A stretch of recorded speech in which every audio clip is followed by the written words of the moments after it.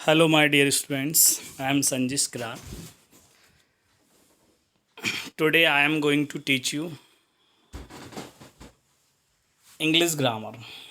आज हम English grammar का बहुत ही महत्वपूर्ण चैप्टर पढ़ेंगे एक, दैट इज़ जेंडर। इंग्लिश में जेंडर चार प्रकार के होते हैं: masculine gender, feminine gender, common gender and neuter gender. Masculine gender, feminine gender, common gender and neuter gender. Masculine gender को पुल्लिंग बोलते हैं, फेमिनाइन जेंडर को स्त्रीलिंग कहते हैं, कॉमन जेंडर मीन्स उभयलिंग एंड न्यूटर जेंडर मीन्स नपुंसकलिंग। आइए हम इसके बारे में विस्तार से पढ़ेंगे। मस्कुलाइन जेंडर, साथ में साथ डेफिनेशन भी पढ़ते जाएंगे। All words for males are masculine gender. जिस शब्द से पुरुष जाति का बोध हो वह मस्कुलाइन जेंडर कहलाता है। Boy, lion, dog, brother, actor, hero, bull, man. Masculine gender means होता है पुल्लिंग। और जिस वर्ड से आपको किसी बॉय या मेल का पता चले वो क्या होता है, मस्कुलाइन जेंडर में आता है। ऐसे बॉय हुआ, lion, dog, brother, these all are examples of masculine gender. Next देखेंगे हम लोग feminine gender. All words for females are feminine gender. जिस शब्द से स्त्री जाति या फीमेल सेक्स का बोध हो वह फेमिनाइन जेंडर कहलाता है। जैसे girl, lion, lioness, bitch, sister, actress, heroine, cow and Soni. Here Soni is the name of a girl. यहाँ पर सोनी। तो क्लियर बात है कि जिन वर्ड से आपको किसी फीमेल का होने का बहुत पता चलता है तो वो सारे वर्ड्स क्या कहलाते हैं, वो फेमिनाइन जेंडर। अब हम बात करते हैं कॉमन जेंडर। मैंने एक चीज़ और पिछले वीडियोस में आपको बताई है कि जो जिसका नाम होता है लगभग आंसर भी उसी में छिपा रहता है। अब देखिए कॉमन जेंडर, नाम क्या है, कॉमन, ठीक है। तो हम डेफिनेशन पढ़ेंगे। The word that denotes either a male or a female is called common gender. जिस शब्द से पुरुष तथा स्त्री दोनों का बोध हो वह कॉमन जेंडर कहलाता है। मतलब वही वर्ड जिसे स्त्री के लिए भी यूज़ कर सकते हैं, आप किसी पुरुष के लिए या मेल के लिए भी यूज़ कर सकते हैं, तो वो क्या कहलाता है, आपका कॉमन जेंडर। जैसे देखते हैं हम एग्जांपल्स में, स्टूडेंट कहने से छात्र या छात्रा दोनों का बोध होता है। आप छात्र को भी स्टूडेंट बोल सकते हैं और छात्रा को भी स्टूडेंट कह सकते हैं। तो जो स्टूडेंट वर्ड है वो क्या है, कॉमन जेंडर। डॉक्टर कहने से पुरुष चिकित्सक या महिला चिकित्सक दोनों का बोध होता है। चाहे मेल डॉक्टर हो तो आप मेल डॉक्टर नहीं कहेंगे, आप डॉक्टर कहेंगे। फीमेल हो तो भी आप उसको डॉक्टर ही कहेंगे। इसी तरह स्टूडेंट तथा डॉक्टर कॉमन जेंडर हुए।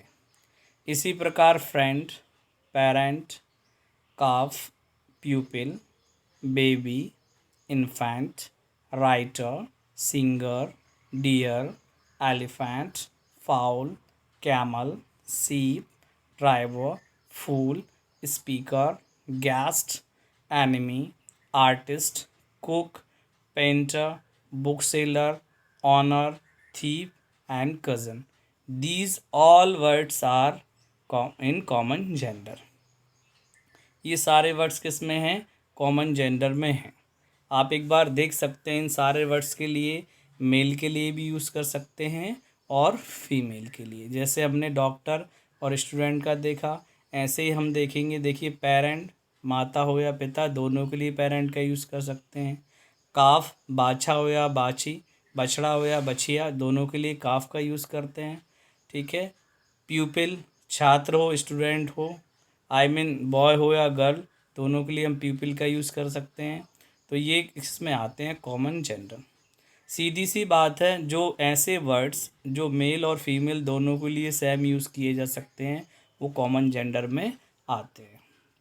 आगे देखेंगे हम neuter gender. Definition: the word that denotes an object without life is called neuter gender. जिस शब्द से निर्जीव पदार्थ का बोध हो वह न्यूटर जेंडर कहलाता है।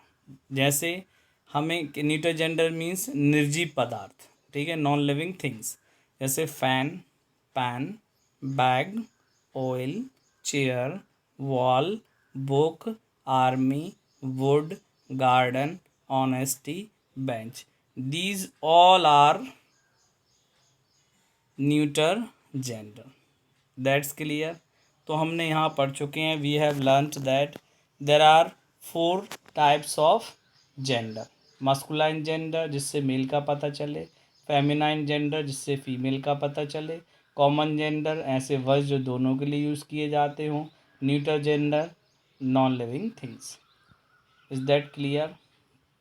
इसके बाद हम आगे देखते हैं, कुछ ध्यान देने योग्य चीज़ें यहाँ पर हैं जिनको हम देखेंगे कि निर्जीव पदार्थों नॉन लिविंग थिंग्स, कीड़े मकोड़ों, इंसेक्ट्स तथा छोटे छोटे जानवरों अर्थात स्मॉल एनिमल्स को न्यूटर जेंडर में ही रखा गया है। इस चीज़ पर आप विशेष ध्यान देंगे। कलेक्टिव, मटेरियल तथा एब्स्ट्रैक्ट नाउन को भी इसी श्रेणी में रखा गया है। मैंने आपको नाउन्स के टाइप पढ़ाए हैं, proper noun, common noun, collective noun, material noun और एब्स्ट्रैक्ट नाउन। लास्ट 3 नाउन्स जो हैं, कलेक्टिव नाउन, मटेरियल नाउन और एब्स्ट्रैक्ट नाउन, ये सभी किस में आते हैं, न्यूटर जेंडर में आते हैं।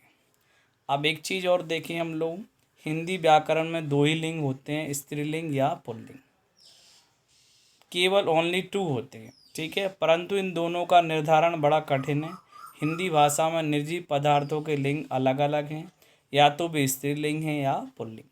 इंग्लिश ग्रामर में ऐसी कोई जटिलता, कॉम्प्लेक्सिटी नहीं है, सारे नॉन लिविंग थिंग्स को न्यूटर जेंडर में रखा गया है।